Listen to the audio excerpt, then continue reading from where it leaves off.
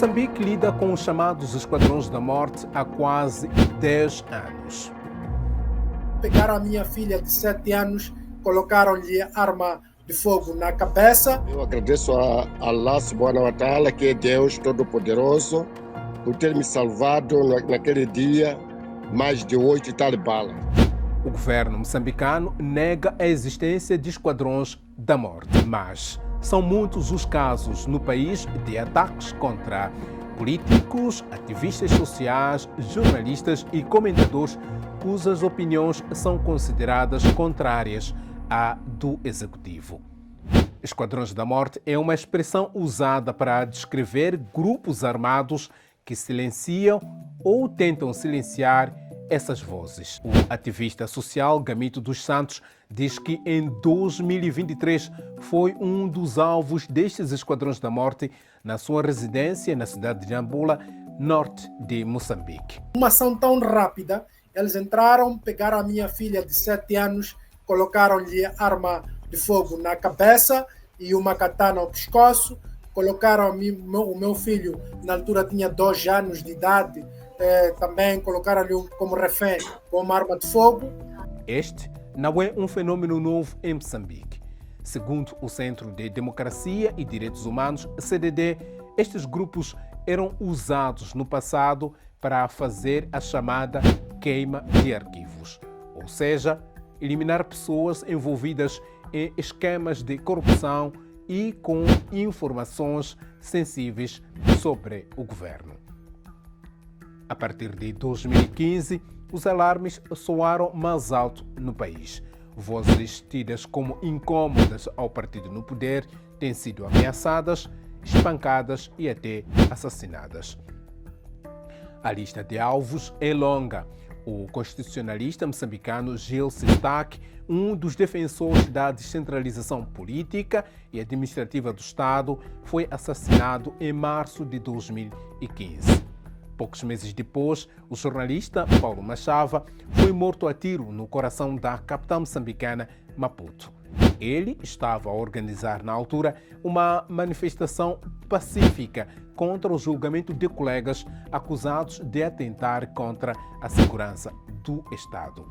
Em outubro de 2016, o ex-deputado da Renamo e membro do Conselho de Estado, Jeremias Pondeca, foi morto a tiro. Um mês depois, outro dirigente sênior da Renamo e membro do Conselho de Defesa e Segurança, José Manuel, foi assassinado à saída do Aeroporto Internacional da Beira, na província de Sofala.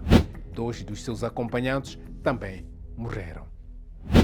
Ainda em 2016, o então secretário-geral da Renamo, Manuel Bissopo, escapou a um atentado contra a viatura em que seguia numa zona nobre, na cidade da Beira. O seu ajudante de campo morreu no local do incidente. A Renamo diz que estas ações foram executadas por agentes a mando do governo, segundo o chefe do gabinete jurídico do partido, Simon Makuyane.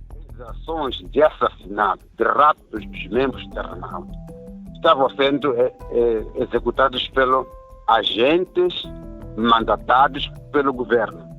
Há evidências de que o governo de fato fazia raptos e atacava, assassinava. O governo moçambicano sempre negou estas acusações, mas a violência continuou nos anos seguintes. Mahamudu Amurani foi morto em 2017.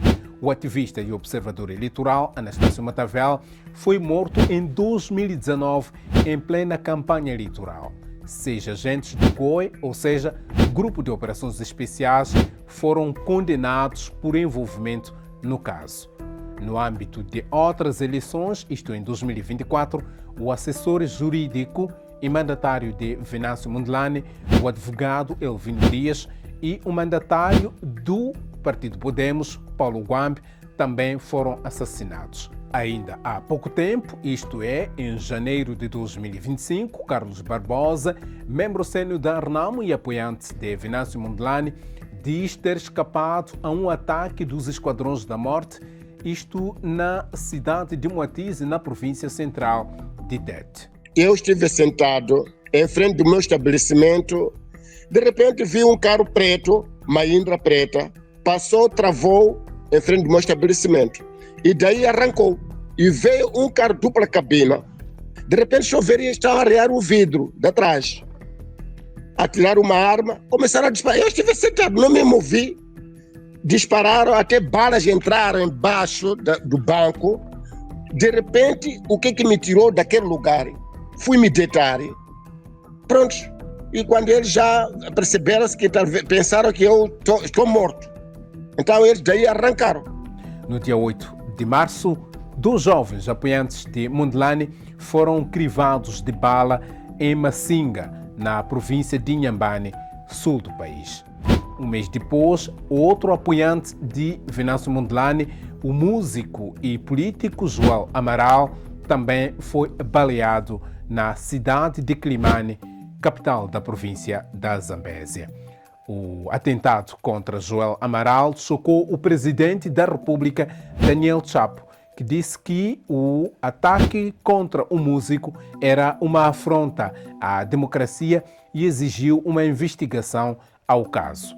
Já os críticos dizem que só palavras não chegam. Por que nunca atacaram membros do Partido Frelimo? Nenhum membro do Partido Frelimo já apareceu a dizer que eu fui atacado ontem ou estou sendo perseguido hoje. Sempre tem sido, ou são membros da oposição, ou são ativistas, membros da sociedade civil ou jornalistas. Se não atacam o membro do Partido Frelimo, aqui há uma prova inequívoca que essas pessoas sabem onde é que ficam esses esquadrões da morte e para que fazem essas coisas.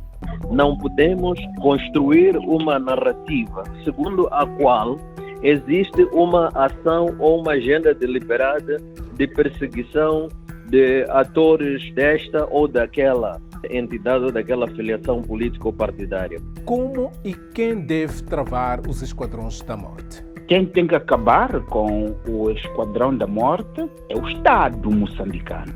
Mas será fácil? Não existe força de vontade para que se acabe com esses esquadrões de moto à morte. Logo, automaticamente, os esquadrões continuam a fazer morte. E qualquer um que se opõe ao sistema ou um ativista também a nível nacional corre esse risco de poder ser vítima desse esquadrão da morte. Mas como lidar com esta questão em Moçambique? Os casos sucedem, o governo mostra-se preocupado, mas também parece relativizar a questão. O ministro do Interior, Paulo Chachine, negou a existência dos esquadrões da morte em Moçambique. Aliás, Chachine considerou os atentados a figuras com ligações políticas, jornalistas e ativistas sociais como crimes comuns. E o desafio também é que, até hoje, a impunidade persiste. A maior parte dos casos de assassinatos, raptos e espancamentos continua por resolver.